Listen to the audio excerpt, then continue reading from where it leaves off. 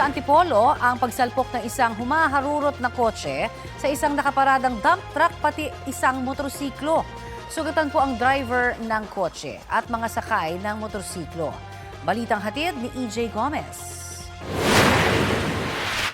Kitang humaharurot ang isang sasakyan sa bahagi ng Marcos Highway sa Barangay Santa Cruz, Antipolo City, pasado alas 12 ng madaling araw noong Biyernes. Maya-maya pa, sumalpok ang sasakyan sa isang motorsiklo at nakaparadang truck ng basura. Humambalang ang kotse sa gitna ng kalsada. Ang driver, kitang nakahiga sa likurang bahagi ng sasakyan. Sinubukan siyang kausapin ng ilang nakasaksi sa aksidente. Hindi siya nakapagsalita at tumungo-tungo lang. Ang nadamay na motorsiklo, nagkawasak-wasak. Sa gilid naman na nakaparadang truck, sumalpok ang kotse. Rumisponde sa insidente ang Barangay Santa Cruz at Barangay Bagong Nayon.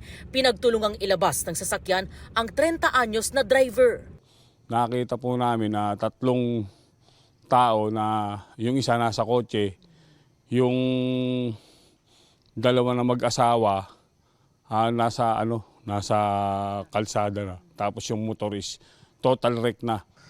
Yung lalaki po, yung rider is nakahandusay po sa kalsada.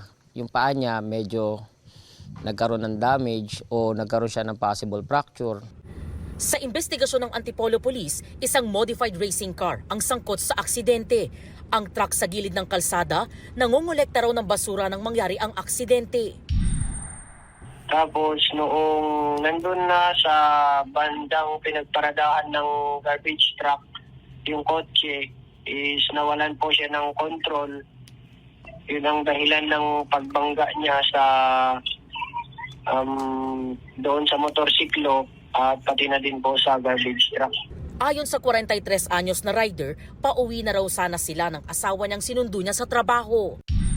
Habang pauwi po kami, mga 30 lang ang takbo ko nun. Ngayon, nagminor ako dun sa area na yun kasi nga may dump truck, out truck ng basura na kumukolekta. Ang huli ko lang narinig kasi, yung tunog ng ng muffler ng sasakyan at saka lumalamit-lit na preno. Yun, sa amin pala pupunta, kaya yun, natumilapot na kami. Nagtamo siya ng injury sa binti. Ang kanya namang asawa na angkas niya noon, kailangang operahan dahil sa tindi ng pinsala sa kaliwang binti. Sinubukan ng GMA Integrated News na kuna ng pahayag ang kaanak ng driver ng kotse pero wala pa silang tugon. Ayon sa Antipolo Police, nagkasundo ang dalawang panig isang araw matapos ang insidente. Nangako raw ang driver ng kotse na sasagutin ang gastusin sa pagpapagamot ng mga biktima, gayon din ang pagpapagawa sa nasirang motorsiklo. EJ Gomez, nagbabalita para sa GMA Integrated News.